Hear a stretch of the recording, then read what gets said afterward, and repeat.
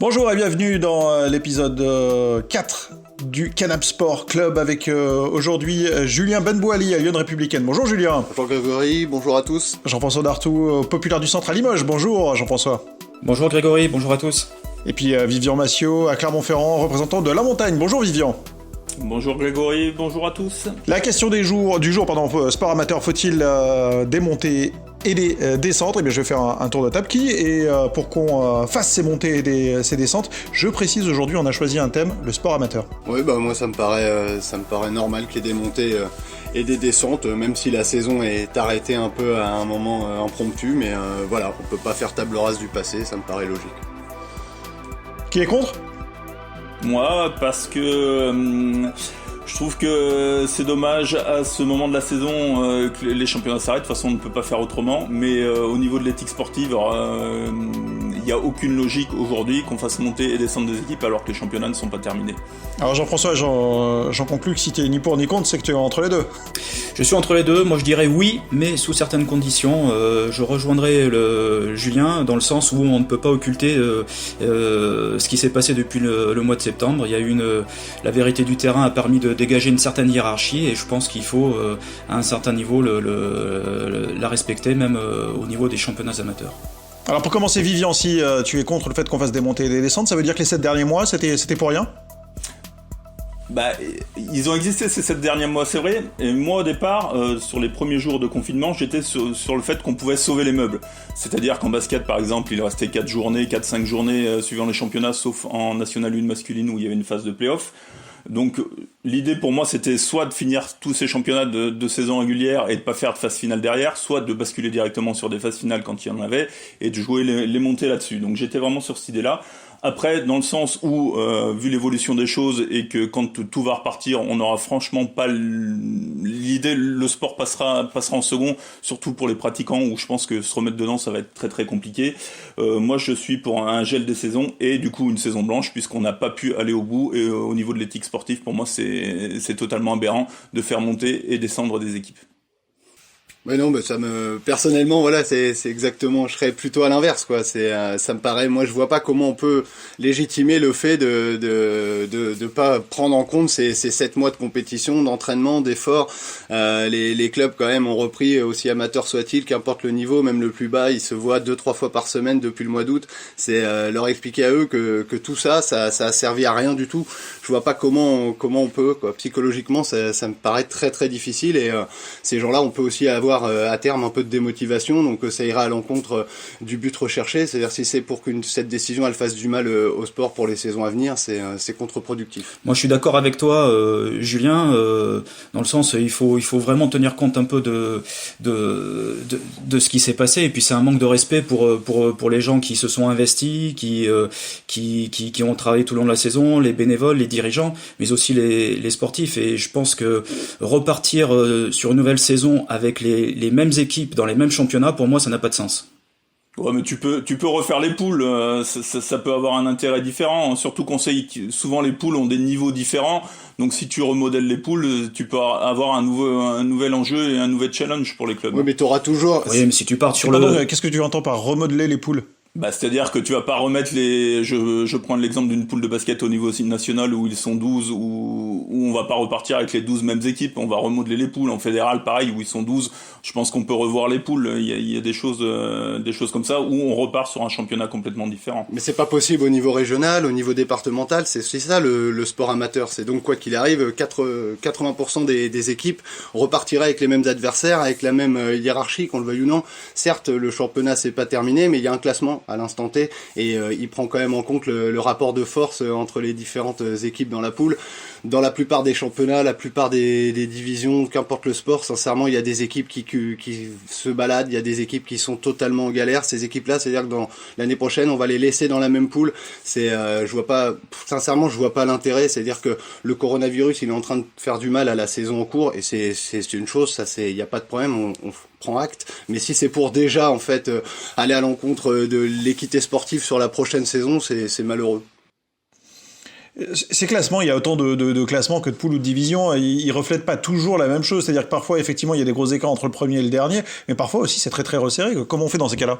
Il y a un premier aujourd'hui, qu'on le veuille ou non. Je veux dire, dans la plupart des championnats, qu'importe les disciplines, on a dû jouer 70%, 75% des matchs. C'est quand même, je pense, c'est pas mal, c'est un bel échantillon. C'est pas comme si on arrêtait la saison après un tiers de compétition, où là je peux comprendre que certains se sentiraient lésés. Après, si on veut trouver, on peut aussi se mettre d'accord. Moi, ce que je défends, c'est qu'il y ait des montées et des descentes.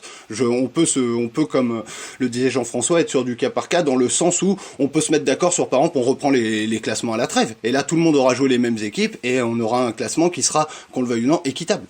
Je peux reprendre un exemple chez nous en Limousin, les basketteuses de Fétia. Elles sont engagées en nationale féminine 1, elles sont invaincues, elles ont gagné leurs 18 matchs de championnat. Elles étaient encore qualifiées pour les quarts de finale du trophée Coupe de France.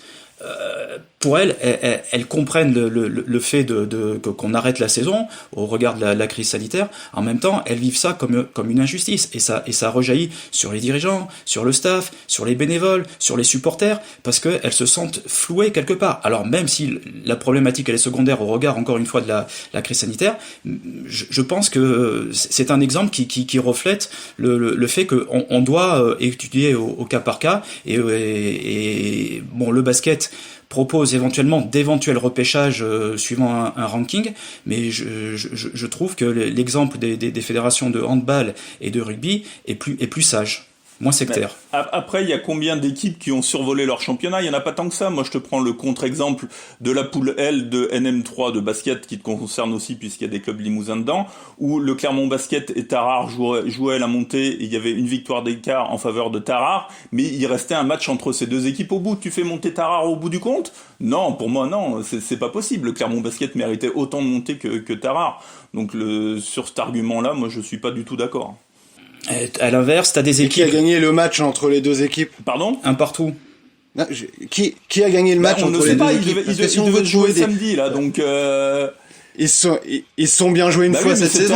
Si on veut trouver des solutions, on peut toujours trouver des solutions. Il n'y a pas de problème. On est obligé de s'adapter là. Donc de toute façon, il y aura toujours des lésés, des mécontents, des contents. Mais dans l'ensemble, en tout cas, il faut, à mon avis, qu'il y ait des contents, des mécontents, parce que ne rien faire, c'est qu'il y a que des mécontents. Après, ça aura pas la saveur d'une vraie montée que tu acquiers sur le terrain. C'est comme le gars qui gagne le Tour de France des années après parce que le maillot jaune était dopé. Voilà, pour moi, cette montée n'a aucune saveur, je trouve. Mais il n'y a pas de trou dans le palmarès. Parce que moi, je trouve que c'est encore moins savoureux d'avoir une année totalement blanche où il se passe strictement rien. Et pour 2 mois de galère, on efface totalement l'année sportive. Toi, c'est pour des raisons de ce type-là, toi Jean-François, que tu serais pour le cas par cas. C'est ce qui a été décidé en rugby, notamment on pense à la Fédérale 1 avec des clubs qui sont en train de statuer sur leur sort avec la Fédé, quoi. Oui, alors on a vu que Pamiers serait officiellement repêché alors qu'ils sont 11e de leur poule de Fédéral 1, alors que la Commission nationale des épreuves n'a pas encore communiqué officiellement. Bon, il y a peut-être des arrangements entre copains, ça on ne sait pas, mais c'est vrai qu'il y a des clubs qui ont des projets bien aboutis, structurés, qui sont en tête de leur championnat. Alors c'est vrai qu'ils n'ont rien gagné, que en rugby et en basket, il y a la problématique des phases finales, qui peut éventuellement bouleverser certaines choses, encore peut-être moins dans le cas de Fétia que j'ai cité précédemment, mais moi je pense qu'il faut encore une fois que faire preuve de raison, d'intelligence et s'adapter à cette situation qui est exceptionnelle. Et encore une fois, il y a des clubs qui sont en souffrance. On va leur dire, est-ce que vous voulez rester à ce championnat qu'on les autorise à repartir plus bas, s'ils veulent se refaire une santé, repartir sur une dynamique sportive et financière aussi, parce qu'on sait qu'il va y avoir des répercussions économiques. Justement, à propos des répercussions économiques, on sait qu'il y a des clubs en amateur qui fonctionnent, je ne vais pas dire comme des pros, mais un peu comme des pros, notamment les clubs qui sont à des niveaux nationaux. Certains ont fait des gros efforts cette saison, et des paris sur la saison, en investissant beaucoup sur cette saison pour monter. Quid de ces clubs-là et de leur situation? Oui. C'est ça le danger, c'est que s'il y a pas de montée, c'est un peu comme si on effaçait ces projets parfois de plusieurs années, de 3, 4, 5 ans, où les clubs font les investissements, cherchent les partenaires pour être soutenus, pour pouvoir avoir le bon projet au bon moment, la bonne équipe pour tenter de gravir les échelons. Et ces clubs-là qui ont fait des véritables investissements. On parle là des clubs au niveau régional ou même national, mais sincèrement, il y a des clubs même au niveau départemental qui peuvent faire l'effort au sein des petites structures de prendre un entraîneur salarié pour pouvoir essayer de franchir un cap. Et ces équipes-là qui ont pris un risque financier par rapport à leur budget énorme, eh bien, ce sera comment on leur explique. Ces clubs-là, ils peuvent tout simplement disparaître pour certains, parce que si l'investissement est pas rentabilisé par l'objet sportif, eh bien, terminé, on tourne la page. Et les joueurs aussi, les joueurs qui sont revenus rejoindre des projets pour essayer de monter, qui sont en tête du championnat, qui vont le faire, on leur dit dommage, c'était la mauvaise année. Rien ne dit qu'ils vont se réengager l'année d'après. Ça, Vivian, comment tu réponds à cet argument? Parce que ça veut dire que même si on décide aucune montée et aucune descente, économiquement, il y en aura peut-être des montées et des descentes. Alors, moi, sur le fait du ranking, je trouve ça plutôt logique, puisque c'est vrai qu'il y aura des clubs en difficulté. Je pense au club de la Charité, qui est très bien géré en basket, en NM1, mais qui, chaque année, boucle son budget difficilement et qui se pose à nouveau des questions. Je pense aussi au club de hockey de Clermont, qui s'est maintenu parce que la Fédération française de hockey a gelé les championnats, mais qui, financièrement, n'est pas sûr de pouvoir repartir à ce niveau-là à l'année prochaine. Donc oui, là, il va peut-être y avoir des montées et des descentes dans ce cas-là, et le ranking est bienvenu. Mais moi, quelle dynamique il va y avoir aujourd'hui? Un club qui avait créé un projet sur 3 ou 4 ans, ce projet, pour moi, il est caduque, parce que, en plus, souvent, les présidents de clubs sont des chefs d'entreprise. Donc, ils savent très bien qu'à la rentrée, ils ne peuvent pas savoir aujourd'hui quel va être leur budget, comment ça va fonctionner. Personne ne le sait. Il va falloir tout reconstruire sur cette base-là. Aujourd'hui, les projets qui étaient sur 3 ou 4 ans, on arrivait à 2 ou 3 ans. Pour moi, ils sont caduques, ils sont cassés. Donc, il va falloir repartir sur autre chose. Personne ne sait aujourd'hui à la rentrée quel budget il va avoir. Oui, mais même si tu repars à ce niveau, l'interrogation économique, elle va demeurer. Tu ne sais pas avec quel budget tu vas repartir. Et à mon sens, ça va être à la baisse pour tout le monde, à moins d'avoir je vois pas une entreprise venir aider un club alors qu'elle aura d'autres prérogatives plus importantes que la défense, notamment la défense de l'emploi au sein de sa boîte. Jean-François, juste si je reprends ton idée du cas par cas, il va y avoir beaucoup de divisions, on imagine, où quand on va demander aux clubs s'ils préfèrent rester dans leur division ou descendre, s'il est plus sage pour descendre, la plupart vont choisir de rester. Et quand on va demander à l'inverse aux clubs qui sont en dessous, est-ce qu'ils peuvent monter ou pas, ils vont vraisemblablement accepter de monter si ça se passe comme ça. Donc ça veut dire des poules surchargées pour des championnats quand même. Les clubs du niveau inférieur ne vont peut-être pas forcément accepter aussi. Il va peut-être y avoir aussi un délai de réflexion. Les dirigeants vont se réunir, se concerter pour voir si le jeu en veut la chandelle. Voilà, il faut voir l'évolution encore de la situation économique.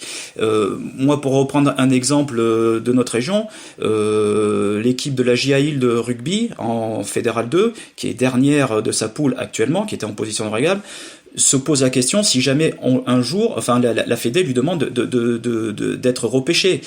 Niveau financier, le budget, dans des conditions normales, il serait à peu près similaire, mais là, il se demande si le mieux c'est de rester en Fédéral 2 ou en Fédéral 3. Après, c'est encore une fois, il y a beaucoup d'inconnus encore au niveau économique, je pense, et tout par delà aujourd'hui, même au niveau du sport amateur.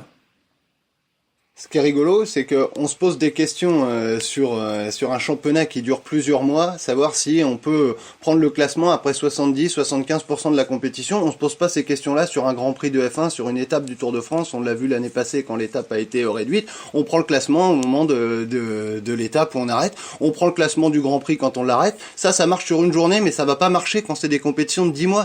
Après moi les gars, je trouve que c'est quand même un peu l'école des fans, parce que on va faire plaisir à tout le monde. Allez, tout le monde va monter, on fait descendre personne. Oui, on va se retrouver l'année prochaine, comme le handball a commencé à le dire, avec des poules de 14. Donc ça veut dire 4 journées de plus, ça veut dire des week-ends en moins pour des sportifs amateurs qui ont leur boulot à côté et qui aiment bien de temps en temps avoir des week-ends aussi pour se reposer. Et puis ça veut dire aussi, si je compte bien, si on rajoute 2 équipes, ça fait 2 déplacements de plus dans la saison, donc ça fait des frais en plus.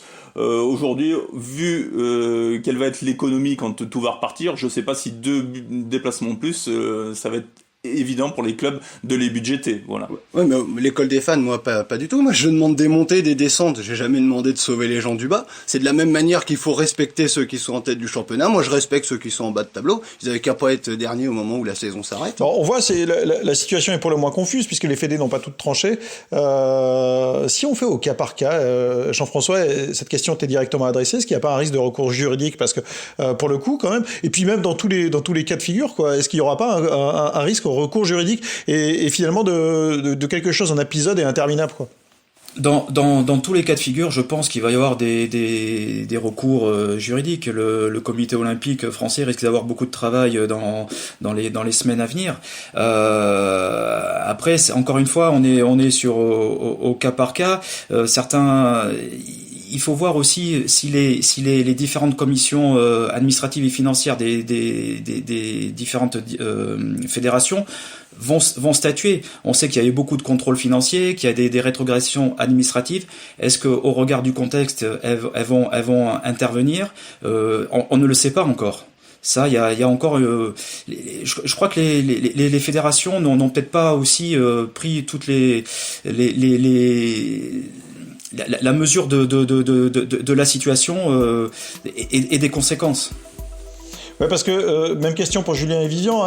Vivian, si on dit la saison est gelée, le club qui a effectivement 18 victoires en 18 matchs va te dire c'est pas normal que je monte pas. Et Julien, le club qui a juste un point de retard et qui est relégable et qui serait donc relégué, va te dire c'est pas normal que je descende. Ouais, là, pour les Oui, vas-y, Julien. J'allais dire j'ai l'impression là pour ce qui est de notre débat sur le recours juridique, on est tous concernés. C'est-à-dire, à mon avis, qu'importe la solution choisie, il y aura des recours parce que malheureusement, dans les textes, c'est pas prévu que la saison puisse s'arrêter à ce moment-là. Donc le club qui a envie d'aller en procédure, il y trouvera moyen de le faire dans les semaines à venir.